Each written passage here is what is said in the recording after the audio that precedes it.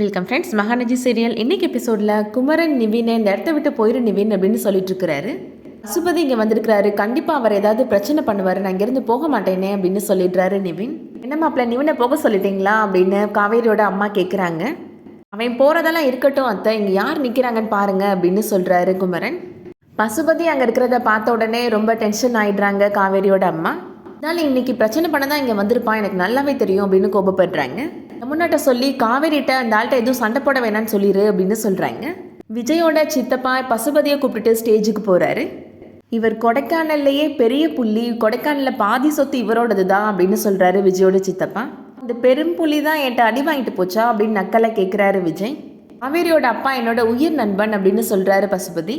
நண்பன் பொண்ணோட கல்யாணத்தை பார்த்து போகலான்னு வந்தேன் அப்படின்னு சொல்கிறாரு. நான் ரொம்ப அன்பாக ஒரு கிஃப்ட் கொண்டு வந்திருக்கிறேன், அதை வாங்கிக்கோ அப்படின்னு சொல்கிறாரு காவேரிட்ட. கிஃப்டெல்லாம் எதுவும் தேவையில்லை அப்படின்னு மூஞ்சில் அடித்த மாதிரி பேசுகிறாங்க காவேரி.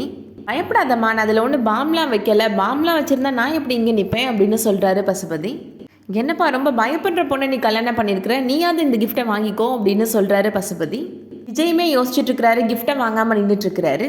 ஆனால் இந்த கிஃப்ட்டை ஓப்பன் பண்ணுறேன் அப்படின்னு சொல்லிட்டு பசுபதி ஓப்பன் பண்ணுறாரு. உள்ளே ஒரு ரிமோட் இருக்குது, ரிமோட்டை ஆன் பண்ணி பாருப்பா அப்படின்னு சொல்கிறாரு விஜய்கிட்ட.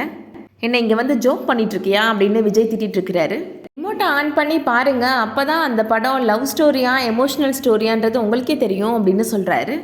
அந்த ரிமோட்டை விஜய் ஆன் பண்ணுறாரு. அங்கே பார்த்தா நிவினும் காவேரியும் ரொம்ப க்ளோஸாக இருக்கிற மாதிரியான ஃபோட்டோஸ்லாம் அதில் வருது. நிவினும் காவேரியும் ஹக் பண்ணிகிட்டு இருக்க மாதிரி, நிவின் காவேரி பேசிகிட்டு இருக்க மாதிரியான ஃபோட்டோஸ் எல்லாம் அதில் இருக்குது. பொண்ணோட லட்சணம் இப்போ உங்கள் எல்லாருக்கும் தெரியுதா அப்படின்னு பசுபதி சொல்கிறாரு. இந்த ஃபோட்டோவில் இருக்கிறது வேறு யாரும் கிடையாது, என்னோட மருமகன் நிவின் தான் அப்படின்னு சொல்கிறாரு. என் மருமகனை லவ் பண்ணிவிட்டு அவன் கூட சுற்றிட்டு அவனை கலட்டி விட்டுட்டு இப்போ வந்து இந்த விஜய் கல்யாணம் பண்ணிவிட்டு நிற்கிது இந்த பொண்ணு அப்படின்னு சொல்கிறாரு. கொடைக்கானலில் இந்த பொண்ணுக்கு இப்படி ஒரு சரித்திரம் இருக்குது அப்படின்னு சொல்கிறாரு. நிவினுக்கு கோபம் வந்துடுது. இப்போ நிவின் வந்து பசுபதியை திட்டுறாரு. காவேரியோட அம்மா சொல்கிறாங்க, இந்த ஆள் என்னோட புருஷனோட சொத்தை ஏமாற்றி வாங்கிட்டான், அதை சண்டை போட்டு என்னோட பொண்ணு வாங்கிட்டு வந்தா, அதனால தான் இப்படிலாம் என் பொண்ணை அசிங்கப்படுத்திட்டு இருக்கிறார் இவர் அப்படின்னு சொல்கிறாங்க. சொன்ன கதைக்கும் இதில் பார்க்குறதுக்கும் எந்த சம்மந்தமும் இல்லையே அப்படின்னு விஜயோட சித்தப்பா கேட்டுட்ருக்கிறாரு. ஃபோட்டோஸில் இருக்கிறதெல்லாம் பொய்யா அப்படின்னு கேட்குறாரு. இது பொய் கிடையாது, இது உண்மைதான் அப்படின்னு சொல்கிறாங்க காவேரி. கொடைக்கானலில் இருந்தப்ப நிவினும் நானும் லவ் பண்ணிட்டு தான் இருந்தோம் அப்படின்னு சொல்கிறாங்க. நான் என்னைக்கு இவரோட பொண்ணோட அவருக்கு நிச்சயம் ஆச்சுன்னு தெரிஞ்சிச்சோ அப்போவே என் மனசுலேருந்து நிவினை நான் தூக்கி போட்டுட்டேன் அப்படின்னு சொல்கிறாங்க.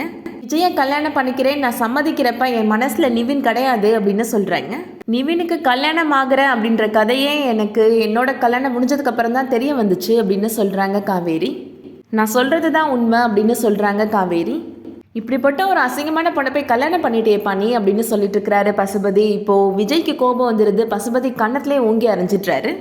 நிவின் காவேரியும் க்ளோஸாக இருக்கிற ஃபோட்டோவை பார்த்த உடனே காவேரியை விட்டுட்டு போயிடுவார் விஜய் அப்படின்னு தான் பிளான் பண்ணியிருந்தாரு பசுபதி. ஆனால் விஜய் காவேரிக்கு சப்போர்ட் பண்ணி பேசுவார் அப்படின்னு கொஞ்சம் கூட எதிர்பார்க்கவே இல்லை பசுபதி. இவ்வளோ நேரம் நீ தப்பாக பேசிகிட்டு இருந்தது உன்னோட நண்பனோட பொண்ணை பற்றி கிடையாது, என்னோட பொண்டாட்டியை பற்றி அப்படின்னு சொல்கிறாரு விஜய். அவளுக்கு கல்யாணம் ஆகிறப்ப தான் நிவினை மறந்துட்டேன்னு சொல்கிறாள் அப்படின்னு சொல்கிறாரு விஜய். கல்யாணத்துக்கு முன்னாடி யாருமே யாரையும் லவ் பண்ணக்கூடாதா அப்படின்னு கேட்குறாரு விஜய். கல்யாணம் ஆனதுக்கப்புறம் அவங்க எப்படி நடந்துக்கிறாங்கன்ற வாழ்க்கையை பற்றி தான் பார்க்கணுமே தவிர அவங்களோட பாஸ்ட்டை பற்றிலாம் பார்க்கக்கூடாது அப்படின்னு சொல்கிறாரு. இந்த இடத்த விட்டு கிளம்பி போயிரு அப்படின்னு திட்டுறாரு. இனிமேல் என் பொண்டாட்டியை பற்றி ஊருக்குள்ளே தப்பாக பேசுன என்னோட இன்னொரு முகத்தை நீ பார்க்க வேண்டியது இருக்கும் அப்படின்னு திட்டுறாரு. விஜய் ஒரு டைமும் காவேரி என்னோட பொண்டாட்டி அப்படின்னு சொல்கிறப்ப நிவினோட முகத்தை பார்க்குறதுக்கு தான் ரொம்ப பாவமாக இருந்தது. கடைசியாக பசுபதியோட பிளான் சொதப்பிருச்சு. அவரோட பொண்ணு ராகினியை கூப்பிட்டுட்டு மண்டபத்தை விட்டு வெளியில் போகிறாரு. அதோட இன்னைக்கான எபிசோட் முடியுது. இந்த வீடியோ பிடிச்சிருந்துச்சுன்னா லைக் பண்ணிக்கோங்க. சீரியல் அப்டேட்ஸ்க்கு நம்ம சேனலை சப்ஸ்கிரைப் பண்ணிக்கோங்க. தேங்க்ஸ் ஃபார் வாட்சிங்.